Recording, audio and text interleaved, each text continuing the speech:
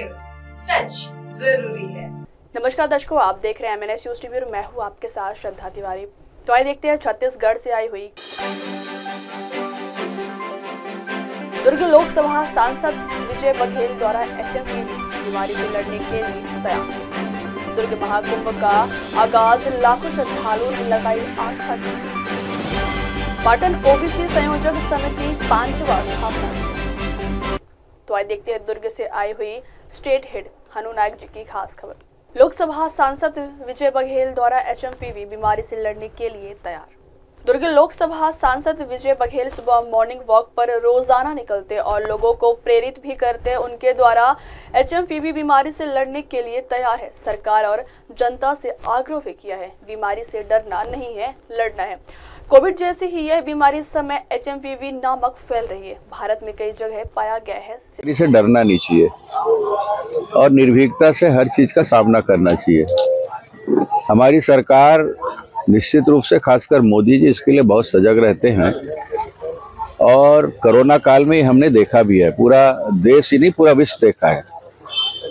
जो भी बीमारी आएगी निश्चित रूप से उससे लड़ा जाएगा और उसके लिए कोई न कोई हमारे यहाँ के वैज्ञानिकों में इतनी ताकत है कि उसके लिए भी कोई न कोई दवाई निकलेगी और पूर्व से ही हम इसके लिए सजग रहें, हमेशा स्वस्थ रहें, शुद्ध हवा के लिए वृक्षारोपण करें, पर्यावरण का संतुलन बनाए रखें।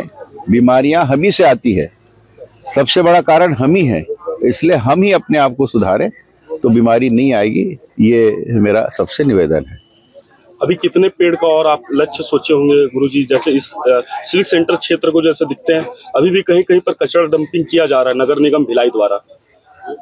इसके लिए हम लोग सतत इसको हम लोग निर्देश करते हैं और समय में सामूहिक रूप से हम लोग सफाई अभियान भी चलाते हैं। आवश्यकता अनुसार ये सफाई अभियान भी चलेगा और स्ट्रिक्ट होकर BSP मैनेजमेंट और नगर निगम मैनेजमेंट दोनों के कार्यों की समीक्षा भी होगी ताकि हमारा ये भिलाई स्वच्छ रहे। भिलाई क्या, पूरा प्रदेश, पूरा देश स्वच्छ रहे। उसके लिए शासन प्रशासन चुस्त है, दुरुस्त है और उसके लिए सतत इसमें ये निर्देश जारी होता रहे। अगली खबर, तो आइए देखते हैं दुर्ग से आई हुई स्टेट हेड हनु नायक जी की खास खबर।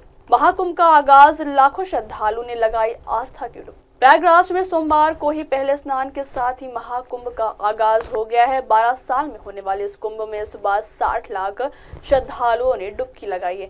पहले दिन साथ इस बार पौष पूर्णिमा में फरवरी माह तक चलने वाले इस महाकुंभ में 144 साल बाद एक दुर्लभ संयोग बना है, जिसका भक्त बढ़ चढ़कर हिस्सा बन रहा। पीढ़ी दर पीढ़ी भी इस संयोग का हिस्सा नहीं बन पाएगा जो आज का योग में बना है। दुर्ग लोकसभा सांसद विजय बघेल ने दी बधाई।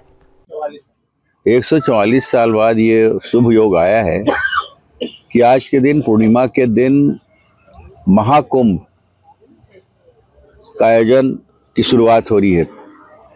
आज पहला दिन होगा, पहली डुबकी लगेगी और शाही स्नान के रूप में आज के दिन उसकी शुरुआत भी होगी। इसके लिए देश विदेश से साधु संत यहाँ आए हैं और एक बहुत अच्छी व्यवस्था शासन और सरकार द्वारा की गई है। केंद्र सरकार, राज्य सरकार द्वारा खुद वहाँ के यूपी के मुख्यमंत्री माननीय योगी जी खुद इसकी मॉनिटरिंग कर रहे हैं और ये हम सब के लिए पुण्य का अवसर है कि 26 फरवरी तक चलने वाले इस आयोजन में 50 करोड़ से ज़्यादा लोग जाएंगे, ये आंकलन है। इतनी व्यवस्था है कि लोगों को अब जगह भी नहीं मिल रहा है। लेकिन मेरा निवेदन है कि आप लोग प्रतीक्षा करिए।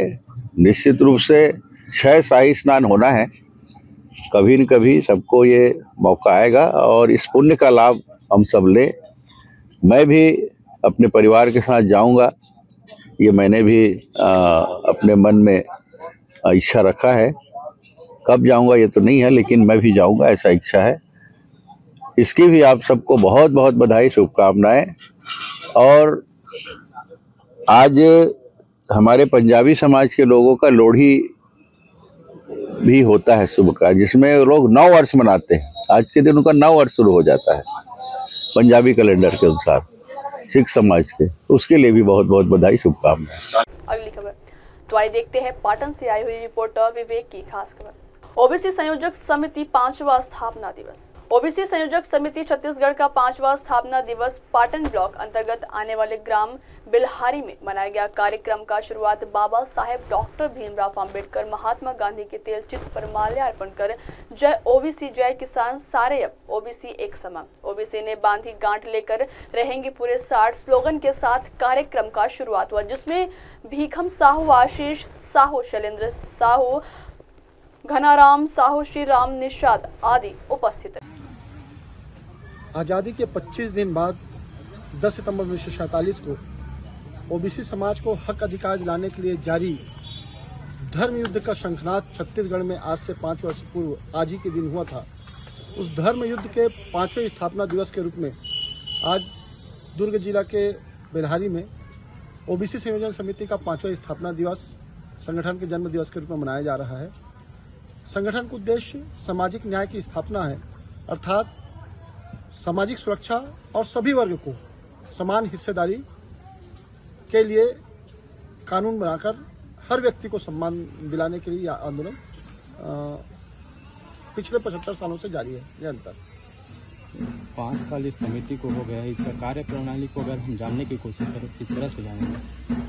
देखिए, जब हमने इस संगठन को शुरुआत किया तो एक नींव रखे कैडर कैंप का, और लगभग पिछले 5 सालों में 500 से ज़्यादा कैडर कैंप हमने किया, जिसमें संगठन की अगर उपलब्धि को देखें तो जय ओबीसी का नारा आज पूरे देश में है। जय ओबीसी जब कहते हैं तो पूरे देश में। दूसरा, आप देखे होंगे कि पिछले विधानसभा और लोकसभा चुनाव में सामाजिक न्याय जो है गूंज रहा था, वो सामाजिक न्याय की परिकल्पना इस संगठन ने दी थी। और उसके पहले आप देखिए 5 साल पहले न संसद पे, न सदन पे, न सड़क पे, न प्रिंट मीडिया पे, न इलेक्ट्रॉनिक मीडिया में ओबीसी की कहीं बात नहीं होती थी। आज आप देखिए देश की राजनीति, प्रदेश की राजनीति, संसद से लेकर सड़क तक और मीडिया तक ओबीसी जो है केंद्र बिंदु बना हुआ है। ये इस संगठन की उपलब्धि है। जहां तक प्रत्यक्ष उपलब्धि कहें तो पिछले सरकार में आप देखे होंगे कि ओबीसी एडवाइजर कमेटी का गठन किया गया था। हालांकि वो मूर्त रूप में अभी नहीं आ पाया। ओबीसी एडवाइजर कमेटी का गठन केवल इस संगठन के मांग का परिणाम था। जाति जनगणना के नाम से आज देखिए पूरे देश में एक माहौल बना हुआ है। समान हिस्सेदारी के कानून के लिए आज पूरे देश में एक माहौल बना हुआ है। अभी जो 30 तारीख पंचायत चुनाव में सरकार ने एक माहौल बनाने का प्रयास किया है कि ओबीसी को 50% देंगे, लेकिन जब ये आरक्षण का संशोधन बिल पास हुआ तो आप देखिए ओबीसी के साथ पुनः छल कर दिए। हमारे समाज के लोगों में शिक्षा का अभाव है और वो शोध नहीं करते। आज के डेट में क्या है कि जो राजनीतिक नेता लोग जो कह दिए उसे मान लेते हैं। इसका फायदा सीधा राजनीतिक पार्टी उठाते हैं और नाम अलग होता है और काम अलग होता है। इसका सीधा परिणाम आप देखिए छत्तीसगढ़ में 16 जिलों में ओबीसी के आरक्षण को 0 कर दिया, भागीदारी को 0 कर दिया। तो ये एक बड़ी चुनौती आज समाज के पास है। हमारा काम तो समाज को जागृत करना है। जब तक समाज एक साथ इकट्ठा नहीं होंगे, एक साथ मंच पे नहीं आएंगे, इस धर्म युद्ध को नहीं समझेंगे, तब तक सामाजिक न्याय की स्थापना संभव नहीं है। तब तक इस देश में राम राज्य की स्थापना नहीं हो सकती। जो लोग राम राज्य की स्थापना की बात करते हैं और सामाजिक न्याय की स्थापना नहीं करते, समझ लीजिए वो राम विरोधी है। वो राम के नाम का चदरिया ओढ़े भेड़ है। जैसे आप देखे होंगे कि हिरण का रूप लेके कौन आया था, मरीचि आया था किसको, सीता को चुराने के लिए।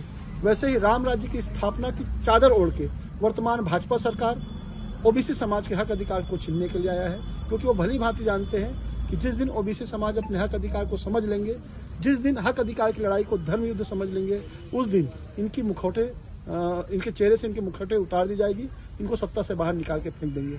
और आने वाले समय में निश्चित तौर से ओबीसी संयोजन समिति छत्तीसगढ़ राजनीतिक दृष्टिकोण से अपनी कदम उठाएंगे। आप एडवोकेट हैं और अलग अलग सभी वर्ग जातियों में बटा है, जिसको आप किस तरह से देखते हैं? जातियों में नहीं बटा है। जातियों में तो वैदिक काल में ही हमें बांट दिया गया था, बांटा गया है ना। अगर एकता लानी है तो किस तरह से आएगी? संवैधानिक जो अधिकार है उनकी जानकारी के बाद कैडर कैंप के माध्यम से। जब आप कैडर कैंप करते हैं, संविधान की जो महत्वपूर्ण बातें हैं, संविधान में आप क्या हो, क्या संविधान में आप तैली कुर्मी कलार कोष्टनाई धोबी लोहार मरार हो या ओबीसी हो, जिस दिन हमारे लोग ये जान जाएंगे। देखिए, कुछ देर पहले हमारे वक्ता कह रहे थे कि आपकी जाति क्या है जानना है तो अपने घर के राशन कार्ड को देख लीजिए, आप समझ जाएंगे आपकी जाति ओबीसी है, ना कि तेली कुर्मी कलार कोष्टल लोहार धोबी मरार। ये नहीं है।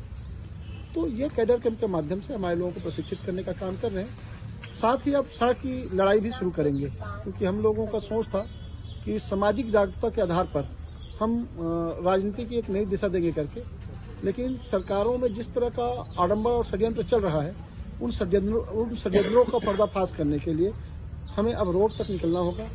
आने वाले समय में ओबीसी जगाओ गांव जोड़ो अभियान की शुरुआत की जाएगी। अब वक्त हो चला दर्शकों ब्रेक का। ब्रेक से लौटने के बाद देखिएगा देश और दुनिया की तमाम बड़ी खबरें। बने रहिए MNS न्यूज टीवी पर। नमस्कार।